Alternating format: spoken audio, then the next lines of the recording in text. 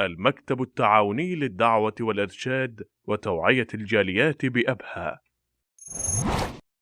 بسم الله الرحمن الرحيم. الحمد لله رب العالمين والصلاة والسلام على رسوله الأمين وعلى آله وصحبه أجمعين وبعد. Assalamualaikum warahmatullahi wabarakatuh. Mga minamahal kong tagapakinig o kapatid sa pananampalatayang Islam, andito na naman po tayo muli, nagbibigay sa inyo ng mga aral patungkol sa ating relihiyong Islam. Sa mga sandaling ito, aking bibigyan linaw sa inyo o aral sa inyo ang kahulugan o mga kondisyon ng La ilaha illallah. Ang nais natin sabihin dito ay yung mga kondisyon na kung saan kapag nawala ang isa sa mga kondisyon na ito ay hindi natin mapapakinabangan ang salitang La ilaha illallah. Una, tatalakay natin yung ibig sabihin ng La ilaha illallah. Ang ibig sabihin ng La ilaha illallah ay walang ibang Diyos na karapat dapat sambahin maliban lamang sa Allah. Yan ang ibig sabihin ng La ilaha illallah. At ang mga kondisyon nito upang ito ay mapakinabangan ng isang tao o isang Muslim, dapat ay lahat napapaloob dito ang kanyang mga kondisyon. Nang sa ganun ay mapakinabangan ng isang Muslim ang pagsabi niya ng La ilaha illallah, walang ibang Diyos na karapat dapat sambahin maliban sa Allah. At ito yung unang kondisyon. Ang pinakauna rito mga minamahal kong kapatid sa pananampalatayang Islam ay al-ilm o ang kaalaman. Sinabi ng Allah subhanahu wa ta'ala, "Fa'lam annahu la ilaha illallah wastaghfir li dhanbik." Alamin mo na tunay na siya na Allah ay walang ibang Diyos na karapat dapat sambahin maliban sa Allah at ikaw ay humingi ng kapatawaran mula sa iyong Panginoon para sa iyong mga kasalanan. Pangalawa na kondisyon ng La ilaha illallah ay yung tinatawag na al-yaqin. Ibig sabihin, katiyakan, 100%, walang pag-aalinlangan. Sinabi ng Allah subhanahu wa ta'ala, "Innamal mu'minuna alladhina amanu billahi wa rasulih thumma lam yartabu." Tunay na ang totoong mga naniniwala sa Allah subhanahu wa ta'ala ay yung naniwala sa Allah at sa kanyang sugo at pagkatapos hindi sila nag-alinlangan sa kung anuman ang kanilang mga pinaniniwalaan. Pangatlo mga minamahal kong kapatid sa pananampalatayang Islam ay yung tinatawag na al-qabul o ang pagtanggap. Sinabi ng Allah subhanahu wa ta'ala, "Innahum kanu idha qila lahum la ilaha illallah yastakbirun" sa surat Saffat. Ang ibig sabihin nun mga minamahal kong kapatid, tunay na sila na kung saan ang kanilang kalagayan ay kapag sinabi sa kanila ang La ilaha illallah, walang ibang Diyos na karapat dapat sambahin maliban sa Allah, yastakbirun, sila ay nagmamalaki at hindi nila tinatanggap ang kung anuman ang sinasabi sa kanila na salita na ito yung La ilaha illallah. Pang-apat mga minamahal kong kapatid sa pananampalatayang Islam ay yung tinatawag na al-inqiyad o ganap na pagsunod. Sinabi ng Allah subhanahu wa ta'ala sa suratun Nisa, ثم لا يجدوا في أنفسهم حرجا مما قضيت ويسلموا تسليما.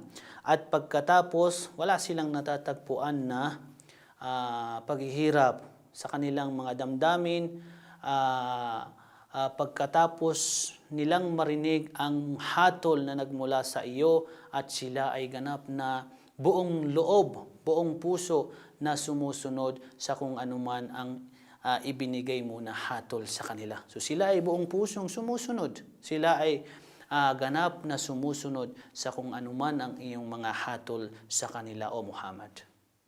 Panglima mga minamahal kong kapatid sa pananampalatayang Islam, ito yung tinatawag na as-sidq o ang pagpapakatotoo. Sinabi ng Allah subhanahu wa ta'ala, "Wa minan nasi may yaqulu amanna billah wa bil yawmil akhir wa ma hum bimu'minin." At kabilang sa mga tao na kung saan sila'y nagsasabi na kami ay naniniwala sa Allah. At ganun din sa kabilang buhay, وَمَا هُمْ بِمُؤْمِنِينَ, subalit sinasabi ng Allah na hindi sila totoong naniniwala sa Allah. Sapagkat hindi sila nagpapakatotoo sa kung anuman ang kanilang mga sinasabi na salita. At ang pang-anim, mga minamahal kong kapatid, ay ito yung al-ikhlas, dapat maging sinseridad nang sa ganun ay mapakinabangan natin ang la ilaha illallah. Sinabi ng Allah subhanahu wa ta'ala, fa'budillaha mukhlisan lahuddin. At sambahin mo, O Muhammad, ang Allah, na kung saan taos-puso sa Kanya ang relihiyon. Yan ang sinabi ng Allah subhanahu wa ta'ala. At ang pangpito, mga minamahal kong kapatid sa pananampalatayang Islam, ay ito yung al-mahabba. Ibig sabihin ang pagmamahal. Kinakailangan mahalin mo ang Allah, mahalin mo ang Kanyang sugo, mahalin mo ang lahat ng Kanyang mga ipinag-utos o ibinaba. Sinabi ng Allah subhanahu wa ta'ala sa mga taong kinamunghian nila o hindi nila nagustuhan kung ano man ang ibinaba sa kanila, sinabi ng Allah sa kanila, "Dhalika bi annahum karihu ma anzalallah fa ahbata a'malahum."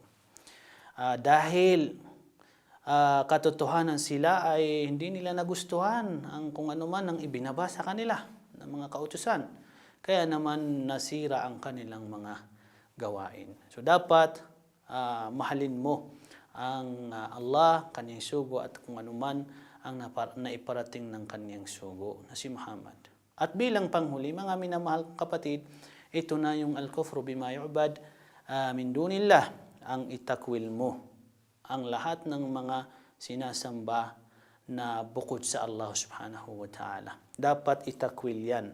Lahat dapat itakwil, nang sa ganon ay ang manatili lamang sa ating puso ay ang Allah subhanahu wa ta'ala.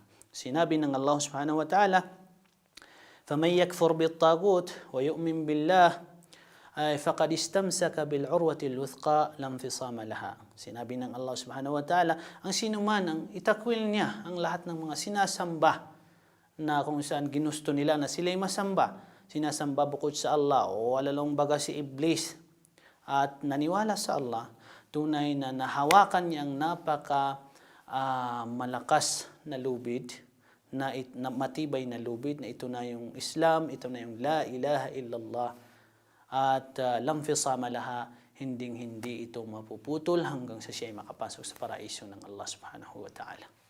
So yan, mga minamahal kong kapatid, ang mga kondisyon ng la ilaha illallah na ating mga nabanggit, na kung saan dapat isaalang-alang ng isang Muslim na pumasok sa Islam, nang sa ganon ay mapakinabangan niya ang la ilaha illallah, walang ibang Diyos na karapat dapat sambahin maliban sa Allah.